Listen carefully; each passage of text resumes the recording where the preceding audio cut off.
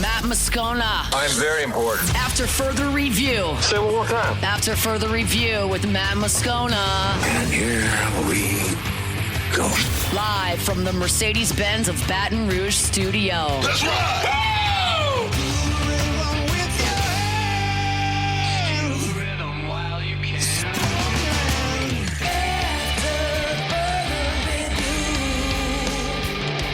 Hour 3 off we go. Welcome aboard. Glad you're with us. AFR presented by Relief Windows. I'm Matt.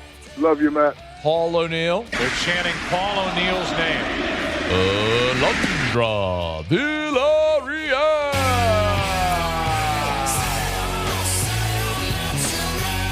I like saying that too much. I just really enjoy doing it. Mr. Toby Tomplay.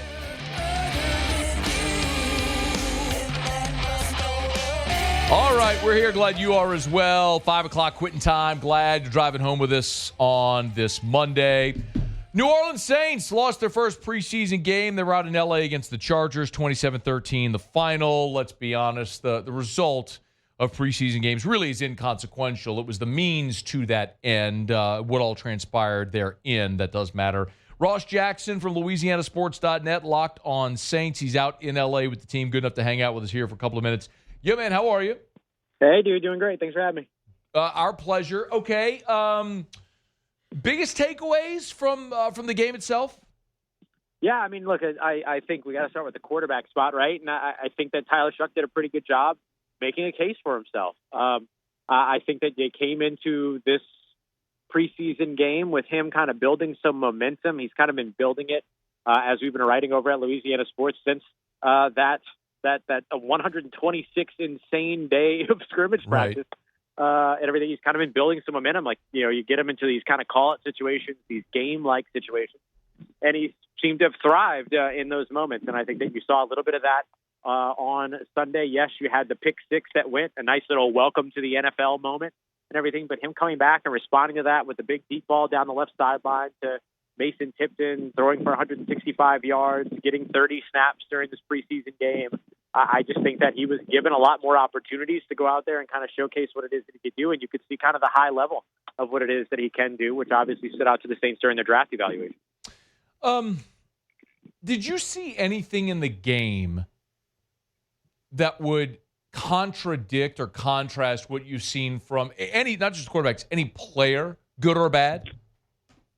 Yeah, I don't know if I saw anything that necessarily contradicted, although it was interesting to kind of see. Well, I guess I do have an example, actually. It sticks with the quarterbacks, actually, that it felt like the two passers kind of reversed what their training camp had looked like. Like Spencer Rattler had been a lot more kind of decisive, risk-taking, all those other things. He seemed a little bit more conservative in the offense on Sunday. And then Tyler Shuck, who's been notably risk-averse throughout most of training camp, if not all of training camp up until that scrimmage, he looked a lot more aggressive. Saints only had 3 passes that traveled more than 15 air yards from the line of scrimmage. All 3 of them came out of Tyler Shuck's hands. And so I think that was a little bit of that. But outside of that, I think for the most part, we saw a lot of things that were kind of confirming. One other player that maybe did something a little bit different than we expected happened on the positive side, and that would be, Torres Simpkins, who had to jump in at center 2 snaps into the game after not playing center since his North Carolina Central days back in 2023, and ended up playing 97% of snaps and played pretty well there. Gave up 1 pressure, a lot of clean snaps, and we've seen a lot of snapping issues for the Saints over the course of the training camp, and so I think that he did a pretty good job. So his contradicted in a positive way for sure. He's on Twitter at Ross Jackson Nola, LouisianaSports.net. By the way, Ross's Saints preseason game standouts are up at LouisianaSports.net. If you want to check them out there, you can see it. Anybody else, before we move forward, anybody else from this list of your preseason standouts against the Chargers that you want to highlight? Yeah, I mean, we saw kind of good confirmation from what we expected from the edge rusher group. Fadil Diggs as well as Chris Rump have both had really strong practices. Fadil Diggs has really come on strong here as of late. He continued that. I thought, you saw like Isaiah Stallbird kind of step in and perform well in his role too. Quincy Riley covered really well. I think a lot of the defensive depth looked pretty good. And then I'll highlight, Kelvin Banks Jr. and Trevor Penning. Before Trevor Penning went out with the injury, both those guys were out there for 20 reps and played very well over on that left side of the offensive line. And so I think that gives you a little bit of confirmation in terms of what we've seen so far throughout camp. But I think in their case, kind of finally shows you something because there's only so much you can see during camp when it comes to that. Yeah. And so both those guys kind of standing out in that area I thought was notable. Ross, do you have any update on Penning, Will Clapp, Bub Means, the guys that were injured in the game? Yeah, nothing super meaningful as of right now. I've heard though, I've heard though that the Bub Means one is maybe the most concerning, and I think that's just kind of tied to his injury history from last year, right?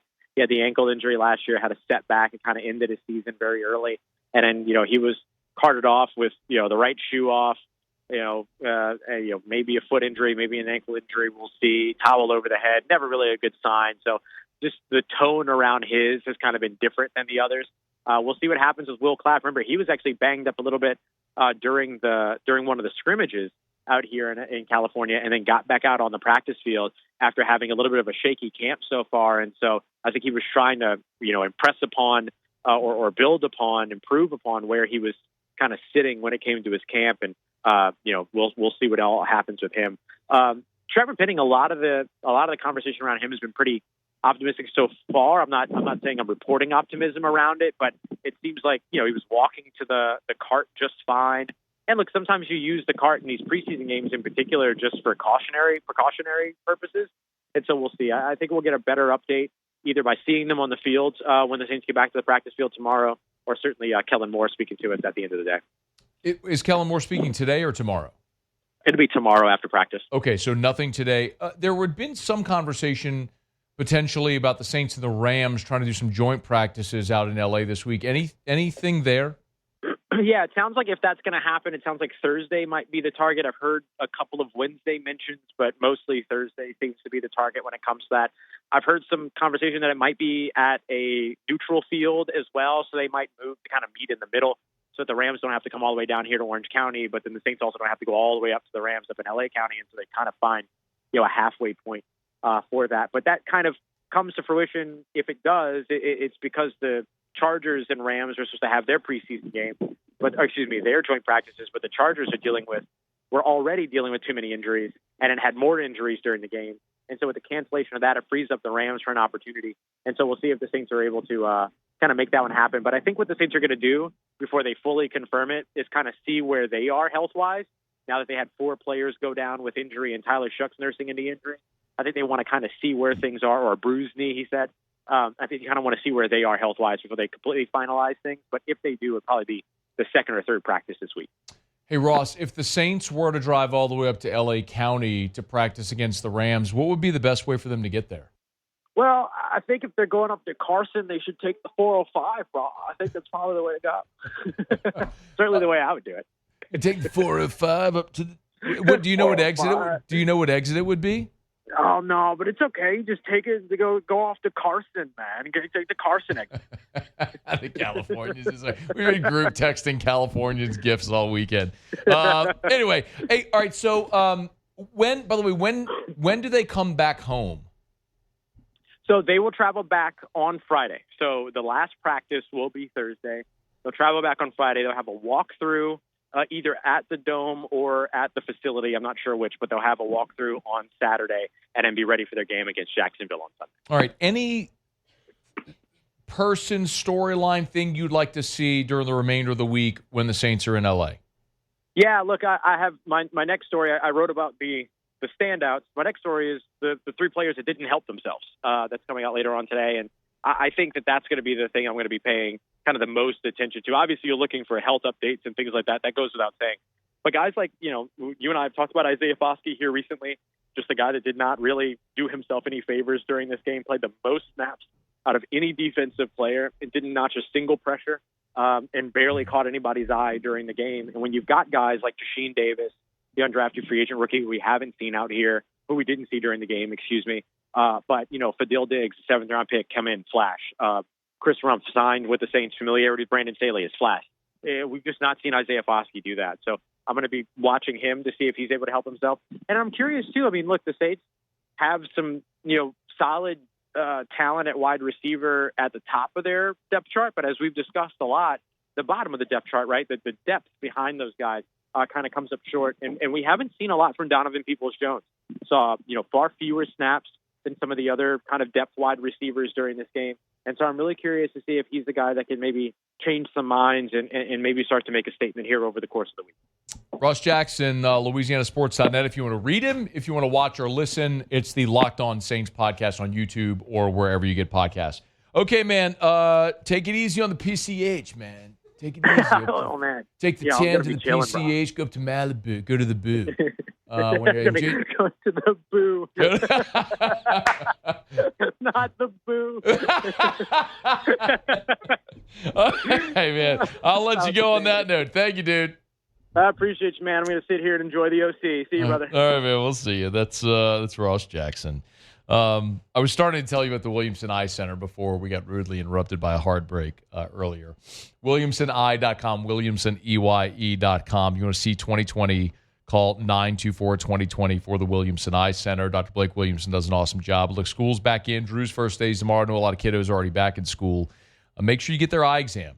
Parents, make sure you get your children their annual eye exam. The Williamson Eye Center can do it. They got 8 locations, of course, in Baton Rouge, in Denham, in River Parishes in Lutcher, Zachary, St. Francisville. So they're all over Greater Baton Rouge. So make sure you get your child their annual eye exam here at the beginning of school. Get their eyes checked. You do that at the Williamson Eye Centers. We always say if you want to ditch contacts and glasses forever, they've got a refractive procedure for any prescription, age, no matter what your refractive issue is. It's the Williamson Eye Center, 924-2020 or WilliamsonEye.com. All right, thanks to Ross Jackson for joining us there. If you don't know what we're talking about, there was a skit from SNL, Saturday Night Live, years ago called The Californians, where it was just a stereotypical Californian, wealthy California soap opera sort of thing. And one of the bits was, can you maybe pull one up? See, one of the bits, I don't know if you can find it, but one of the bits was always because people in California talk about directions to where to get, however, through Los Angeles. And so it's in the middle of a conversation, we take the 10 to the PCH, go north to the Boo and get off of Mulholland, come over anyway, it's a... I have a clip of it. Yeah, go ahead. Yeah, okay. If you got it, yeah. What are you doing here? Stuart, why are you him so early? I skipped Wilshire and took Beverly over to Santa Monica and took that all the way up. Hey, Stuart, yeah, I just came over to fix the speakers, the outside speakers on the patio. I think they sound pretty good. That's what he's about to crack. I mean, they almost cracked that whole skit. I mean, it's just very hard for them to keep a straight face. It was great. Anyway, but in Ross, incidentally, Ross went to school at Irvine, at UC Irvine. So he's from New Orleans. Post-Katrina, Ross was in Arkansas for a while, and now obviously lives back in New Orleans, went to school out at Cal Irvine. So it's interesting that the Saints are practicing at the place where he went to school. So Ross is maybe a little more familiar with the Californians than most. So that's why when I dropped the Boo on him, it broke him entirely. All right, it's after further review. Let me knock out a quick break. Joe Sloan on Friday, Blake Baker on Monday met with reporters. At different points during their press conferences, both were asked about preparing for the other side of the ball. You'll hear Blake Baker talking about Joe Sloan's offense and Joe Sloan talking about Blake Baker's defense next on AFR. AFR. If you are thinking about selling your home, you wouldn't go with a first-time realtor, would you? If you're building your home, you wouldn't want someone, their first home build, to be yours, would you? I mean, if I'm going out to a great dinner, I want a chef that's been an executive chef for a long time with tons of experience, not someone preparing their first meal. Why would it be any different with selling your home? Darren James, for the last decade, has been on the Wall Street Journal Real Trends list of the top 1% of realtors in America. For a decade straight, he's been on that list. There's nobody in Louisiana that sells more homes, that gets to a closing table more often than Darren James. Why would you hire anyone else? 335-7666, 335-7666, 335-7666, or agent225.com. Think real estate, think Darren James. After further review, presented by Relief Windows. Windows, doors, siding, and we do shutters too.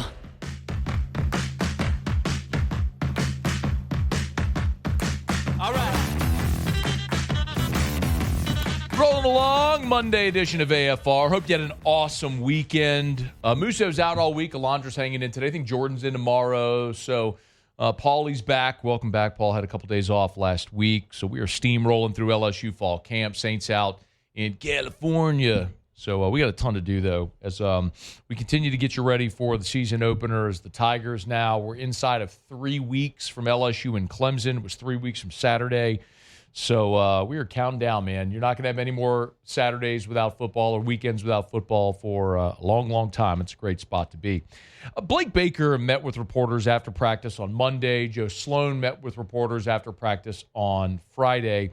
And it's interesting to hear both of their perspectives on the other side of the ball. Like, Blake Baker was asked about Garrett Nussmeier. Like, for his defense, going out there every day and having to go against Garrett Nussmeier, what's that like? He's a pain in the butt. I know that. He's a really, really good player. He's very smart. He does a phenomenal job understanding coverage and how to look that coverage up. He's done a really, really good job this camp. You know, it's been written about a ton as far as extending plays. But, again, of all those things, the thing that he does off the field and the way that he leads, and he's not afraid to speak, he's what you want in a quarterback, in my opinion. When you talk about there's quarterbacks that sometimes are really good players and they're quiet leaders, but he's outspoken and the guys rally behind him. So it's been fun. And you do have on this team, honestly, on both sides of the ball, vocal leadership. And whether that's good or bad, I think it's good. I don't know that it necessarily translates to wins. Sometimes guys are willing to be outspoken. For example, today there was a point where Bauer Sharp jumped off sides in a goal line period, and Whit Weeks, who wasn't on the field, it was that the twos were in at this point, and so Whit's standing behind the offensive huddle with the defense, and he's yelling from the sideline, "False start, bag him up!" Like just going crazy. And Brian Kelly yells at him like, "Hey, shut up! They don't need your help." But like, it's just you have guys that are willing to be vocal. At the very beginning of practice, Nuss was yelling at everybody when they went outside, huddle up and get ready. You have that. You have the guys that are the alphas. Everyone in a program full of dudes that are all used to being 4 and 5 star guys, the best guy on their team forever. They all know who the alphas are on this team. It's very apparent, and Nuss is that on the offensive side. Now, on Friday, we talked to Joe Sloan, and he was asked kind of about like the defensive progress in going against Blake Baker. Now, players playing fast. The implementation of the defense, right, and the structure, so that there's less thinking, more ability to tinker and have different little things that they want to do based on alignments. And I think they're playing really smart football. But also, I think there's a lot of really good athletes over there too. I think the secondary is playing extremely well, and I think the whole front's playing well. They pose a lot of problems, right? And it's a good thing for us, right? Because then they make an adjustment, then we got to see it, and we got to make that adjustment. But it's great for us to see. I think they got some twitchy guys inside coming off the football, which is going to be really good and good to watch on the other side. You know what I mean? When we don't have to play them, so that'd be nice. I did an interview this morning on Jocks FM in Birmingham with Cole Kubelik and Greg McElroy, and we were talking about the team periods, and I was explaining kind of what I said here, which is what we've said really in all our practice reports, which is defensively they've really had the upper hand on the offense until today. Like the last 2 days, the offense has kind of won the day. Certainly on Monday, the offense won the day. But in the first week and a half of fall camp, when they would go team period, it was just overwhelming that the defense was winning. And Cole asked me, he's like, I don't know if you know the answer to this, but is it just base looks, or are they doing? I was like, no. They're being very creative with their blitzes. They are blitzing. They're rushing. You're looking at odd fronts. I mean, we've seen sort of their pass rush front where Jack Pyburn and Bernard Gooden go inside, and you've seen Kalaj Cobbins and Patrick Payton on the outside. I mean, it's just the defense is showing a lot, so it's a big challenge for the offense. I think Joe Sloan's right. It's forcing them to grow up in a hurry with a lot of the new guys. And Blake Baker on Monday was also asked about how they improved. It wasn't that one. It was he was asked about improving late in the year last year, but he didn't. He said there were some things they had to do. He wouldn't disclose. He said there were some things that they did maybe that were off-brand for him, things he wouldn't necessarily want to do, but had to do because of the personnel that they had. Now, and he was asked to elaborate, and he wasn't willing to do it, so he didn't want to give away any secrets or anything like that. But, I think one of the big things that's changed clearly is personnel in certain spots. And the question that I asked Blake Baker right out the chute was his assessment of the safeties. And the reason I brought this up, and this is no secret, we've talked about it a bunch, and it doesn't matter if you look at something like Pro Football Focus, where last year the lowest rated players on the defense were your safeties. I'm not trying to call anybody out, but it was Gilbert and Burns, and it was a problem. And early they tried to rotate some of the young guys in there, like Deshaun Spears, who's a 5-star, who has such tremendous potential and upside. He was just playing early as a freshman last year. And then after that first month of the season, they just said, "Look, we're just putting the veterans out there. At least they know where they're supposed to be," and it wasn't great. And it was a pretty consistent thing last year. It's just so odd to see, because LSU, this is the program that's had LaRon Landry and Jamal Adams and Eric Reed, and you run through all these, Grant Delpit, these amazing safeties that have rolled through this program. And to be so bad at that position a year ago was a bit of an outlier. So I asked Blake Baker a very open-ended question. I said, "What's your assessment of the safeties?" And I asked it just for your context, just for your understanding. I think there's two ways to ask a question, really depending on what answer you're trying to get. Like, there are times to ask a very specific question when you need a confirmation of an answer. For example, asking Brian Kelly last week, was Garrett Nussmeier a full participant at practice today? That is a yes or no answer. There is no way to manipulate an answer to that question. Like, that is a very direct question that warrants a very direct answer. But sometimes I think we ask questions, you tend to maybe get in the habit of asking a leading question. Like, for example, I could have asked Blake Baker, why is A.J. Halsey so important to your defense? What's a leading question? That's leading him to an answer and say, well, he's really important to the defense because, I'm leading him to saying something about A.J. Halsey. What I asked was, what is your assessment of the safeties? And the reason I asked it that way is because I wanted to leave it open-ended to see where he would go.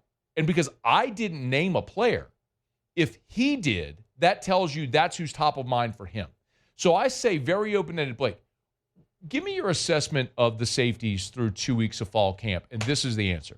Yeah, so it's usually the burning question, and rightfully so. I've been really, really pleased with those guys. I think Coach Olson and Coach Joseph, one, it helps being in year two. And then two, I think with the additions of Tamarcus Cooley and A.J. Halsey, it's been really, really good, especially with A.J. He's played a lot of football. He's extremely instinctual, one of the most instinctual players I've been around. So him just having that awareness and the communication. But when you look at the depth in that room, again, we talk about Deshaun Spears, Toviano, Jordan Gilbert. It's a good problem to have. It's a good luxury to have, and that's kind of going to be the recurring theme as we move on. When I really feel good about our depth across the board, but especially at that position, I think they're coming along very, very well. Yes, they have depth. Okay. And at the end, he just named a whole bunch of names. But who is the guy he focused on? I asked a very open-ended question. Give me your assessment of the safeties. And where, can you play just the very beginning again? Remember how we start? Like, I didn't ask him a leading question. I didn't say, Coach, your safety play was bad last year. Give me an assessment. Do you think they've improved? All I said was, give me your assessment of your safeties. This is how we started. Yeah, so it's usually the burning question, and rightfully so. Because, thank you, rightfully so, because they were bad. He's confirming it. They were bad at safety last year. We all saw it, but your defensive coordinator is there, in so many words, saying it, which is why they had to go out and get Tamarcus Cooley and A.J. Halsey. And then he starts talking about Halsey and says he's played a ton of football. He's as instinctual a player as we have. Like, that is validating for the things that we, the media, who don't really know what we're looking at. We all watch football like you watch football, but we're not coaches. Like, I'm not on a whiteboard, like, Xing and Oing every day. I never played safety. I mean, I can talk to, God bless, I'll give him a shout, like Gordy. Gordy played safety at LSU, knows a lot about football. I can ask Gordy questions. Brandon Taylor was a great safety at LSU. BT will come on the show and give us some insights, and that's great. But I go out to practice, and I'm like, man, 13 looks different.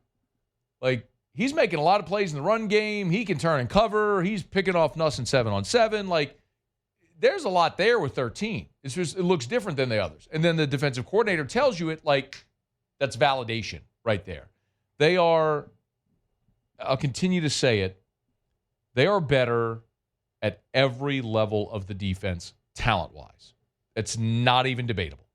Last year, you had Parashand and Gio Paez and a freshman Ahmad Bro really as your rotating guys on the interior. Now you got 6-year Jacoby and Guillory, 5-star Dom McKinley, 2nd-year Ahmad Bro. Oh, by the way, you've also got Sadir Mitchell, who you brought in via the transfer portal. Like, you are, and Bernard Gooden, who has been a standout so far in camp. Like, you are undeniably better there. We've talked about the edge players, all veteran 4th, 5th, and 6th-year guys. Pyburn's a 4th-year guy. Peyton's a 5th-year guy. Butler's a 6th-year guy that you added at the edge.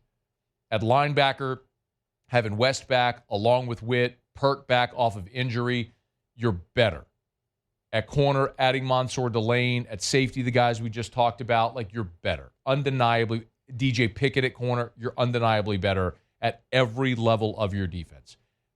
How much more can it come together on the field? Can you go from being a 60s total defense? I think there were 59 in the country last year in total defense. If I remember offhand, it's like 59 or 61. It was right in there. Can you go to being top 30?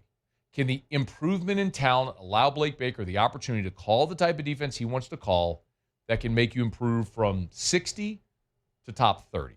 Because you go top 30 with an offense that's going to score 35, 40 points a game, you're going to win a hell of a lot more than you lose. And it's really encouraging because the talent level has undeniably at every level of that defense improved to where it looks like it's supposed to look with an LSU defense. Now, you got to bring it all together. Like, you got to take all those ingredients and make it into a beautiful finished product. And that's on Blake Baker and his staff. But the ingredients on this defense are there. That much is evident when you go out there. All right, it's after further review. Glad you're aboard with us.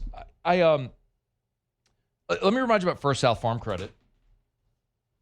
FirstSouthLand.com, FirstSouthLand.com. You're thinking of buying land, your first call should be to First South Farm Credit. You know, they are a member-owned cooperative. They specialize in financing anything rural. That's land, that's recreational property, even equipment.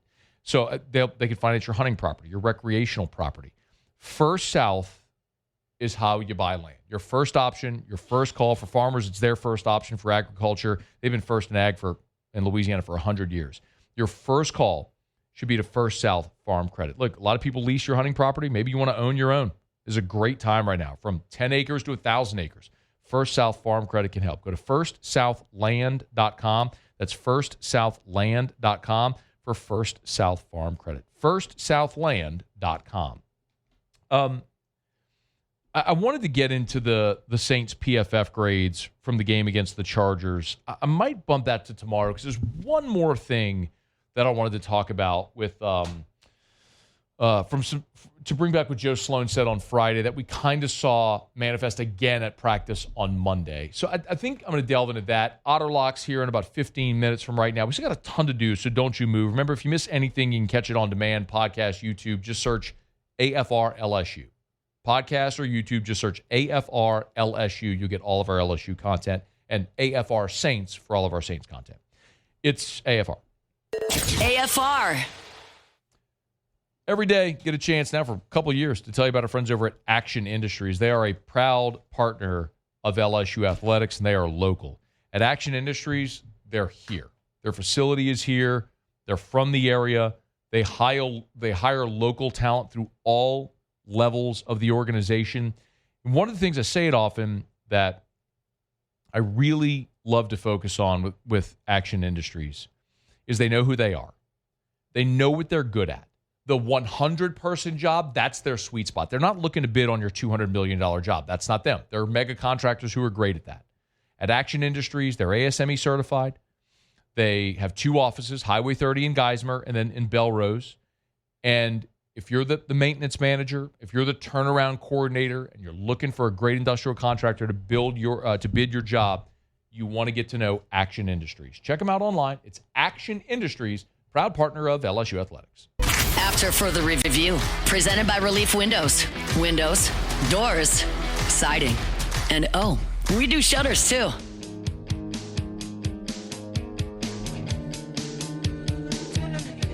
All right, Jimmy will be here in about 10 minutes, less than 10 minutes for Otter Locks. Look forward to that. When Joe Sloan met with reporters on Friday, he kind of got stuck. I don't want to say stuck, but he emphasized one word or one variation of a word phrase pretty routinely, which when I hear that, maybe it's just having listened to so many press conferences over the years, I know that's a coach trying to get a message across about what he or she deems important. This was Sloan on Friday. Go ahead, Alondra. And then there's some schematic things where we're going to be able to put some guys in positions to make sure we can create some more explosives in the run game. And I think that's the key, right, is creating explosives in the run game. Creating explosives in the run game. Here was another one. That's really been the biggest approach, is how can we do different things to create maybe some easier opportunities for Garrett and for our offense to create some explosives. Explosives. We got more. Hit it. Continue to be more efficient and take advantage when the opportunity comes to be explosive. And he was asked about Chris Hilton, and he said, it's not just about yards, right? Yards is one thing, but we got to score points, and that comes from, explosive. A lot of times comes from explosive play touchdowns, and he definitely gives us the opportunity to do that. You see my point?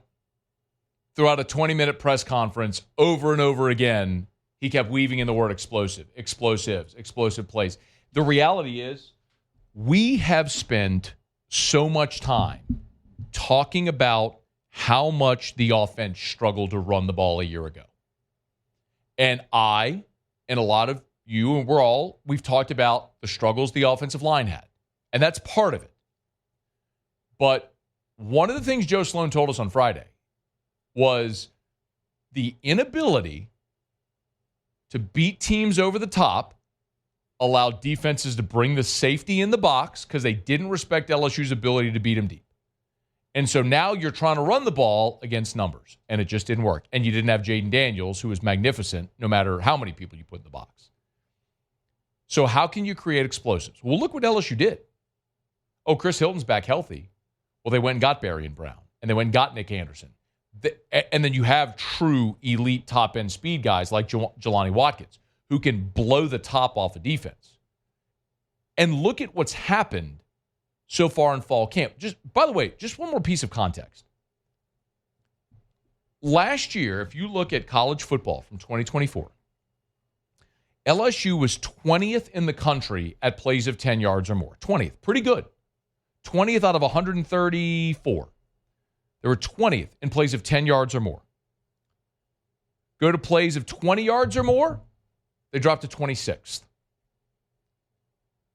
Go to plays of 30 yards or more, they dropped to 50th.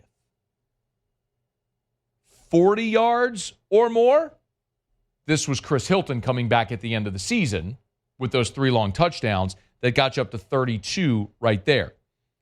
And then if you look at plays of 50 yards or more, LSU was 110th in the country last year.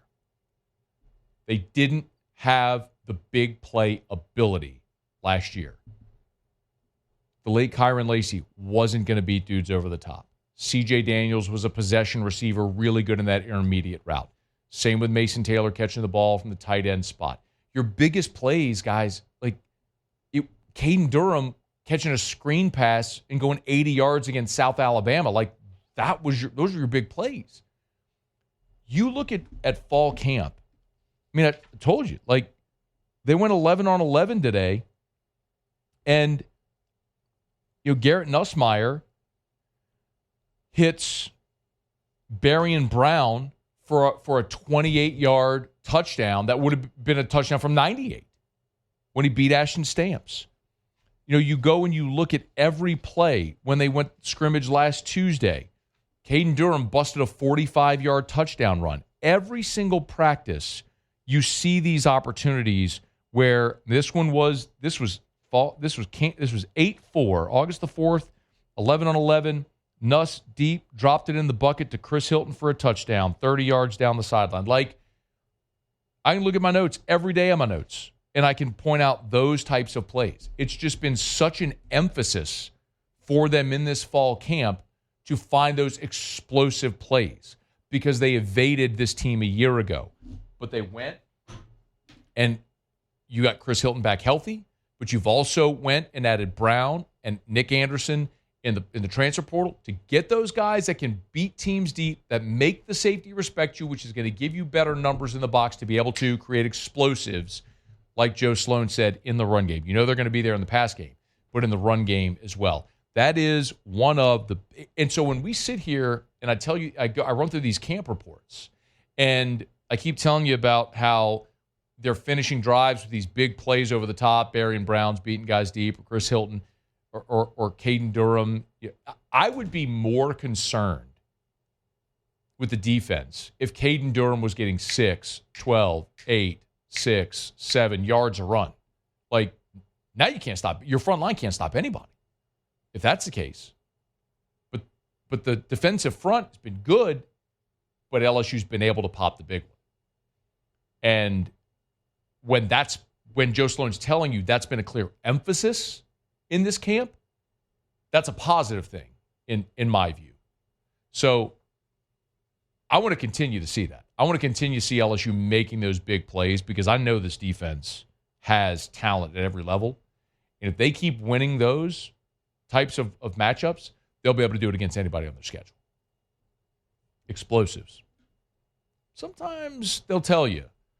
They're not going to write your story for you, as Mike Detillier would say. They're not going to write the story for you. They're not going to host your show for you. But if you listen, they'll give you the answer. And Joe Sloan's telling you the single biggest thing that this offense is looking for this year, explosives. See if they can get them. All right, it's after further review. Supper Club is closed tonight, y'all. They're closed Sunday, Monday, but they'll be reopened on Tuesday. I need to check with Chef Layton to see if they have any of the Last Drop left or if they sold it. Last Drop is a very rare allocated whiskey from Buffalo Trace where they took barrels of whiskey, the youngest of which is 27 years old, blended it, and bottled it. Only 508 bottles ever in the world. When they're gone, they're gone. And Supper Club got one of them.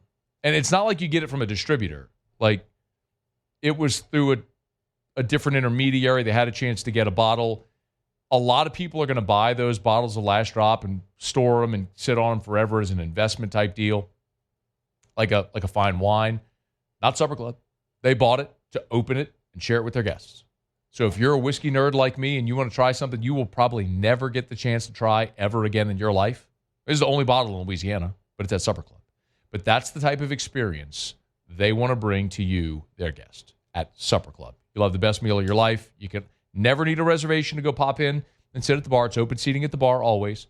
So if you ever want to go have a cocktail after work, glass of wine, do some business, go out with coworkers, always remember you can walk into Supper Club and belly up to the bar, have a cocktail, a glass of wine. They have a fantastic whiskey selection, as good as you'll find anywhere in the city. It's at Supper Club. Get your reservation at supperclubbtr.com, supperclubbtr.com. That's supperclubbtr.com. All right, y'all, it's after further review. Glad to have you hanging out with us here on this Monday edition presented by Relief Windows. We got one thing left to do. Jimmy will be here for Otter Locks. The picks are already up at louisianasports.net. Remember, check those out at louisianasports.net. Hunt usually publishes Jimmy's picks around, right as about the time we start the show, about 3 o'clock Central.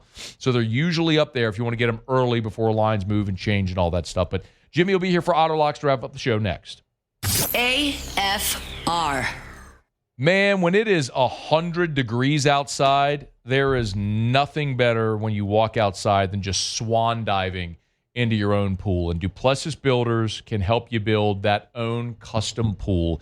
DuplessisBuilders.net, DuplessisBuilders.net, DuplessisBuilders.net. That's the website. Start there. You can see pictures of their pools. You could read customer testimonials. You can see their gallery. You can even hit the Your Book tab. It's right at the top of the center of the homepage.